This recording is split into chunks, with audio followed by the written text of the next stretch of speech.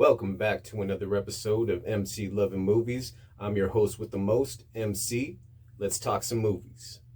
So for tonight's episode, I thought we'd cover a horror franchise that's very near and dear to me. I grew up on this particular series, and it is still to this day one of my all-time favorites. None other than Tales from the Crypt. A very popular show for its time, running 7 seasons and creating a horror icon in the Crypt Keeper. And at the peak of its popularity, it was time to take it to the big screen. We are talking about none other than the cult classic Demon Knight. This is the first movie that was released in the theater that was originally supposed to be the first part of a 3-picture deal, which originally included Dusk Till Dawn. And they couldn't finalize that because Quentin Tarantino was simply too expensive at the time. So they ended up replacing Dusk Till Dawn with the script for Demon Knight, which was floating around for about 6 years previously and went through several iterations before finally landing on Tales from the Crypt.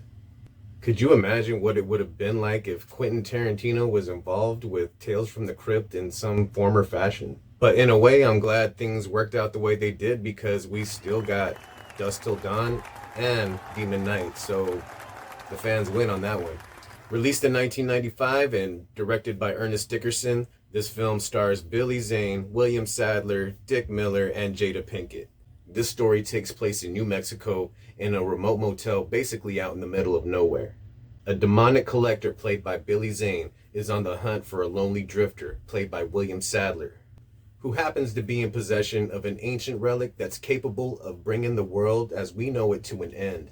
So it's up to Breaker and the residents of the small motel to survive the night and stop the collector from carrying out his evil plans. This movie is too much fun. The special effects and makeup are on point. This talented cast delivers, and the pacing is silky smooth. It feels different from your typical Tales from the Crypt story, but I believe that's part of its charm, bringing a fresh approach to a classic franchise. The kills are solid, and the demons look gnarly.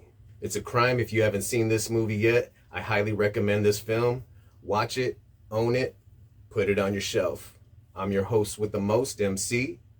Like and subscribe. I'm out.